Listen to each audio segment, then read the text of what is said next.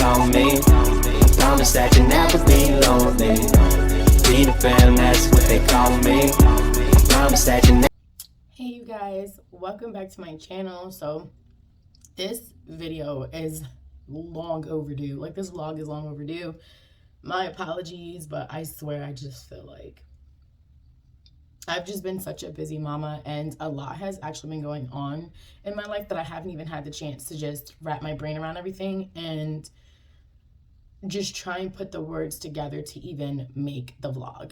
So on that note, if you are new to my channel, welcome, and to all my stuff that have been here since the beginning, welcome back, my loves.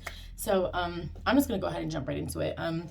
I can get started on Milani before I go ahead and jump into all the other bullshit.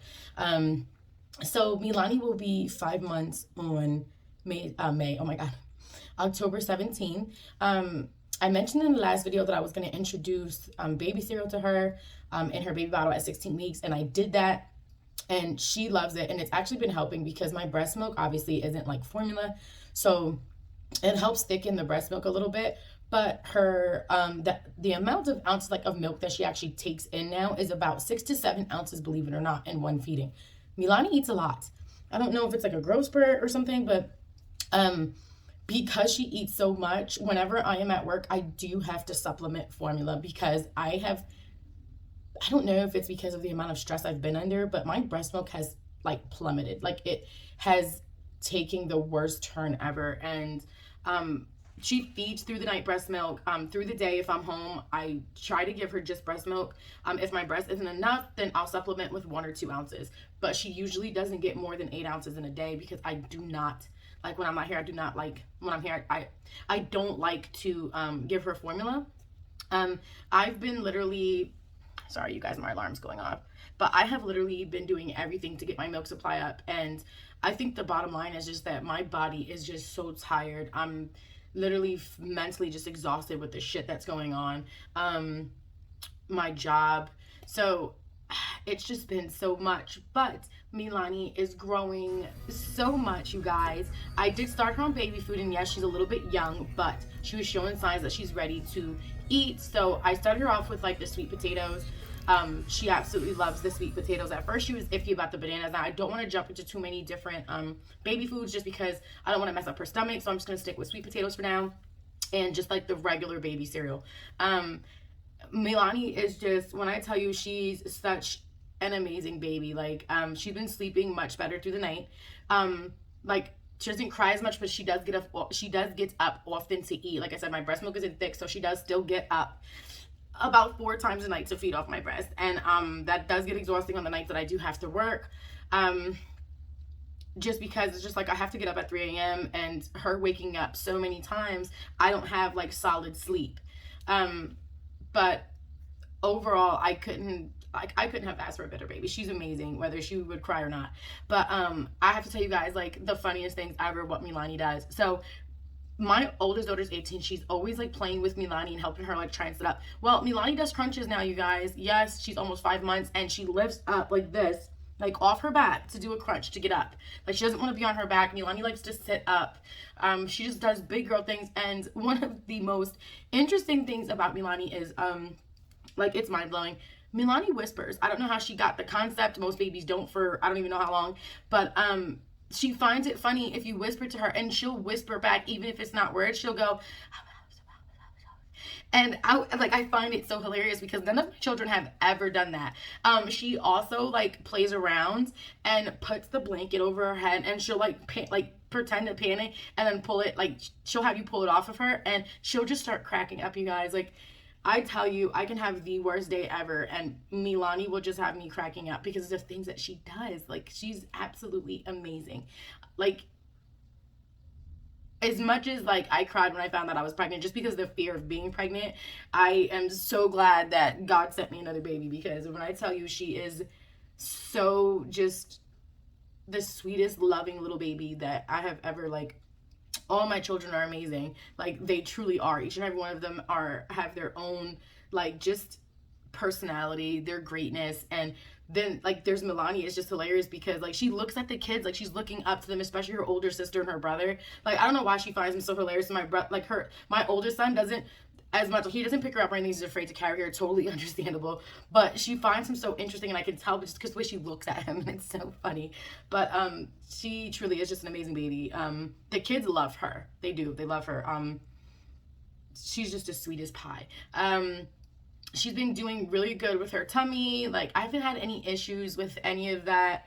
I'm trying to think if there's anything else. I think she's just doing great. She loves tummy time. She double rolls. Like she's been rolling since she was a baby, a couple days old, but now she like the past like month she's actually been like double rolling. Like she just rolls and rolls, like does her thing. I'll find her across my floor somewhere, so I have to like try and lay out an entire blanket for her because she's on the go. Like Milani doesn't sit still. You put her on the floor and watch, like you got to make sure you put pads and everything around her because Milani will literally just, and you're probably wondering like what the hell is she looking at? I'm looking at her pad on the floor. I have like a baby mat that I got from Marsha, so if you're looking for a baby mat, like a little play mat for your baby, they sell them at Marshall's for like $16.99. I got Milani's there and she absolutely loves it. As far as work for me, I finally went PRN. Hold on, you guys, I need coffee. I finally did go PRN. They did approve it. So this month what I've been doing is working every other day, and then if I have to work I'll work Monday, get off Tuesday, work Wednesday, off Thursday, and then I work Friday for only like 2-3 hours, get off of work so that I can take my daughter to school, and then work my weekend regular hours. But because it's just been exhausting doing it that way, even with my hours being cut like that, the weekends that I do work, I will no longer on my next schedule or schedules after that work on Fridays, because then that means it's a 3-day stretch. And that honestly affects, look at me, oh my God, affects my breast milk. So I want to be home as much as possible so that my milk supply doesn't completely dry up, because I think I'd just cry at that point. I've just been really stressed lately, and I think they're noticing at work how frustrated, especially the past couple of days, I've been with everything going on. Of course, every family has bullshit that goes on, but I'll be honest with you guys, I have such a toxic fucking family. It is absolutely mind-blowing. I mean, since growing up, I've had a toxic family.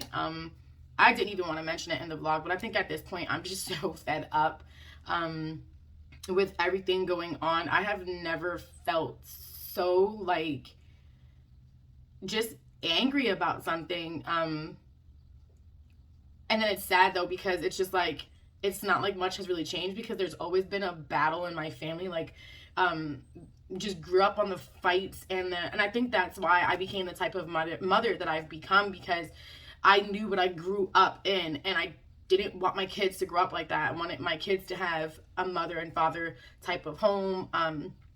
Hold on, you guys. Sorry, guys, I had to clean my lens real quick, and I thought it was my lens. It looks smoky back there. Oh God, I hope there's no ghost behind me. But anyway, I wanted my kids to grow up in a more structured home. Don't get me wrong, my mom did her best raising us growing up, but there was just a lot of conflict in my family growing up. The aunts, uncles never really got along. My grandmother passed away when I was 15. It's just a lot of trauma to grow up in, and I think a lot of that just came up a couple days ago, just dealing with my youngest sister, and I don't even know how to describe the frustration that I've been feeling, you guys. I literally just feel angry. And you guys know I always come on here, I'm always positive, but I think me pretending that everything is okay is like a front and it's fake, and I'm not like that. It's sad though, because of the situation that occurred. I completely had to cut my sister off. Like, I will never speak to her again. And I know it sounds very sad, and it's just probably continuing the cycle of the way family was, but at the same time, I'm breaking the ties. I feel as though in my heart I'm breaking the cycle of just having to deal with that much toxicness and that much negativity, and the fact that no matter what I do, I feel like she will always be chosen. And that's just how I feel. Her kids will always be chosen. It will always be them first, and I don't want my kids to feel the way I feel. I don't want my kids to ever feel like they have to fight for my love. I don't ever want my kids to feel like they have to fight for a place in my life. And I will continue to be the type of mother where I have 6 kids. I will love all my kids the same. it's just is what it is. And I hope that with everything's going on, I pray that I can settle my mind so that I can settle my heart and just move on with everything, because I'm already dealing with postpartum depression. I'm already dealing with other things on top of that, and the amount of stress that I've been under has been so difficult, which is why I have not been keeping up with my vlogs, because it's just like, how do you come and share all that information? And just, I feel like I'm not exposing myself, but putting myself out there. But I know that there's so many people that deal with the same types of things, and God, I just had to let it off my chest. It just feels like, sometimes I honestly feel like alone in the world. Like I know I have family that I speak to, but there is no like family gatherings, the family closeness, the family things that family are supposed to have. I don't have that. Like, my family's very it's just always seems to be something going on. It's something like problematic all the time, and it's just makes me sad to know that my kids, as much as I try to protect them from that type of family, the type of, you know, life that I grew up on, my kids don't really have either of their grandparents around. My mother-in-law never, you know, for 13 years we didn't speak to her because of how she was with my children at some point, so we had to cut her off. And now my sister doing the same thing, I have to cut her off, and there's just so much animosity and like so much like issues going on in the family that I just feel like I have to pull myself back. And I find it so sad that my kids have so many like cousins and family, and no one's around. We don't do things as families should. So it makes me sad that I have my kids, and you know, I see people with their families and they have, sorry guys, my daughter came in.